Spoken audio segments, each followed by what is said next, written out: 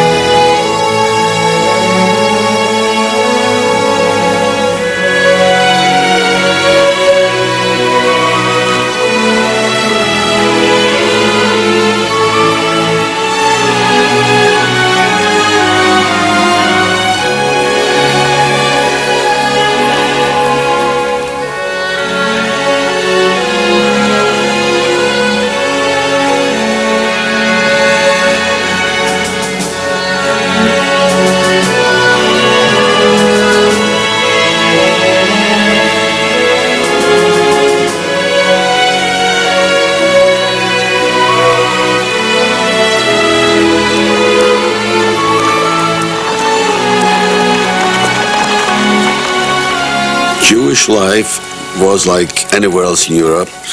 The people were mostly observant people.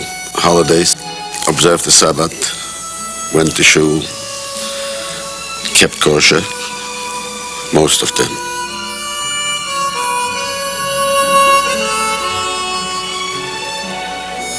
There were grocery stores, restaurants. There was also a market. People used to put up stands to sell suits, shoes, all necessities for people's everyday life. We went to school, came home with homework, had to practice the violin. We were lucky, you see, we had the season change. We have rain and snow, so what is the kid to do? You stay at the home, and what shall you do? You read a book, and that was a blessing. We observed high holidays. I went to Hebrew school, would go to services, because I would see my friends there. We would light candles at Hanukkah, but other than that, we were very much assimilated.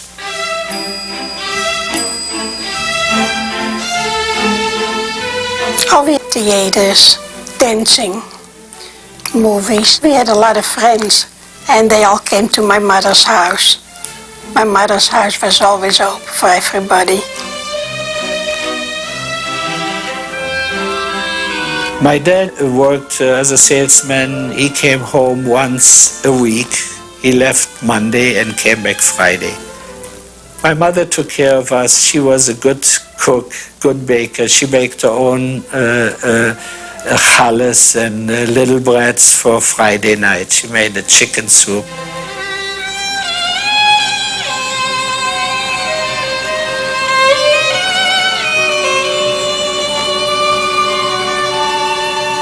In 1933, Hitler came to power, and when I went to school, they put me in the last row of the class because I was Jewish. After school, we could not play in the street because Jews were beaten up. We went to a big synagogue next to our house to make our homework, to play chess, to play ping pong, to do a little sport in the back of the temple, just not to be in the street. We couldn't go to parks. They started writing on the benches in 1935. They wrote on the benches, nicht für Juden, means not for Jews. They burned books. As a child, I said, books for we learn from what's happening. Mad. Berlin became a very clean, proper city for a few months in 1936 when the Olympic Games were played in Germany. All of a sudden, from all the benches, from all the parks, the sign disappeared because there was a lot of people from all over the world coming. It was like nothing ever happened there. But it came back, the foreign people left, and everything was done again. When Hitler was speaking, and I saw him on the balcony, they went me shaking when he came on the balcony. And after, when he went back, they were singing, nach Hause, nach Hause, nach Hause gehen wir nicht. Und wenn der Führer spricht, that's what they were singing. We don't go home until the Führer speaks, and if he speaks, we still don't go home. So I said to myself, what is happening here? When Hitler came to power, he planted the fifth column, what they call it, you know. They had a lot of Volksdeutsch, what they call Germans born in Poland. This were the easiest people for him to organize. And they started walking around calling "Don't buy from Jews."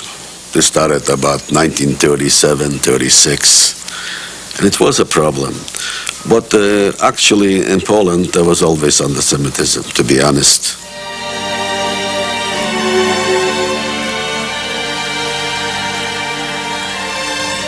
On November 9th, 1938, in the morning, all of a sudden, we went out to school and we saw smoke and fire, and they started to breaking the windows. There were a lot of Jewish stores, and they took out the merchandise, and they started burning the synagogues. And a week later, I'm supposed to have my bar mitzvah. We cannot make it in a temple because the temple was burned down and broken. There was a little house in the back from the Gabbai, the person who takes care of the temple. He says, you can do it in my house. Tell your family to come. In one corner were the burnt Torah scrolls. They were laying on the floor.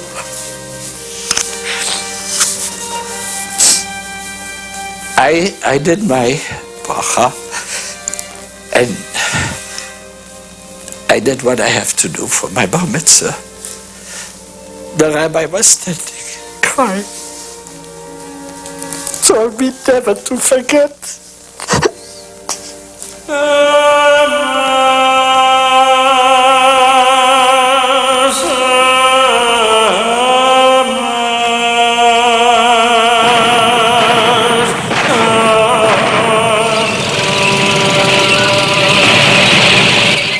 The Germans entered in the morning, September 1st, crossed the border without declaring the war. But the night before, they bombarded all Polish airports. For this reason, not one Polish airplane could go up and fight the Germans.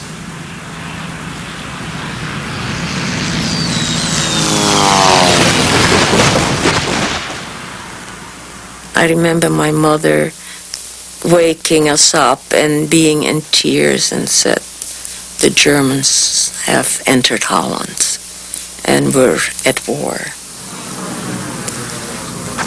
The fighting was over within days because the Germans just bombed and Holland capitulated. The Germans were going to come into Paris, and when I saw the uniform, and when I saw that shade of gray-green, it frightened me, and I ran back to the house and I started to cry. when Hitler began to persecute us and separate us and marked us with armbands and stars of David. And when this happened, I felt a great deal of rejection. And I can remember saying and thinking to myself, why was I born Jewish?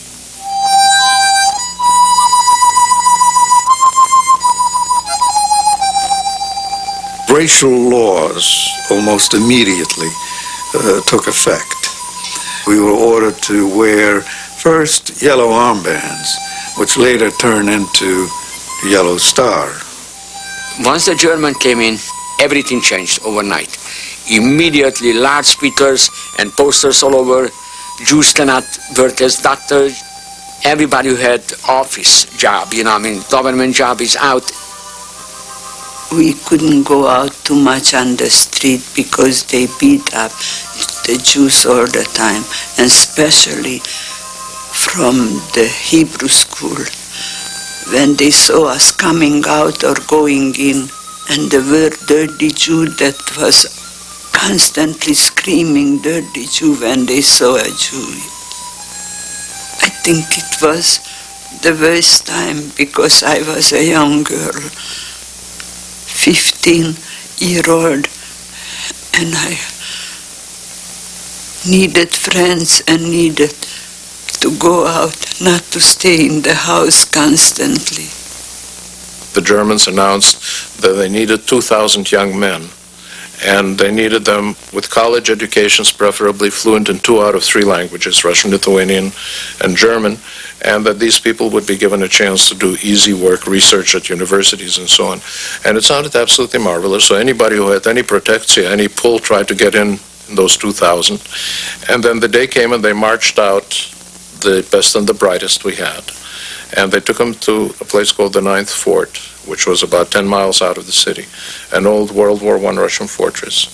And this is where they were killing people. They were bringing in people there from Lithuania, but also from Germany and from France and from all over the place.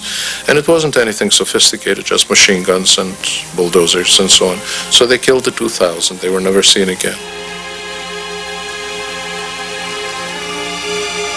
The Warsaw Ghetto was formed, and they started putting people from all over. And we were told, we're going to move to the Warsaw Ghetto. This was beginning of 1940. The Judenrat told us to put in everything in suitcases. You couldn't take any furniture. You could only take what you could carry. They took us into this post office where the SS was staying. They took everything away, beat the hell out of us, and told us to go. When we came into the Warsaw Ghetto, you saw already people dying in the street. It was not a nice picture, you know. If you put 500,000 people in a ghetto and you don't give them, people that went to work, they took commandos, they called a commando, they took 200 people. They marched them out so at least they got food where they worked on the airfield, building airfields, unloading train loads, you know, with ammunition, all kind of things. And the people that were in the ghetto, what can you do? Yeah, there's no work. The only rations they gave you, even a child couldn't survive.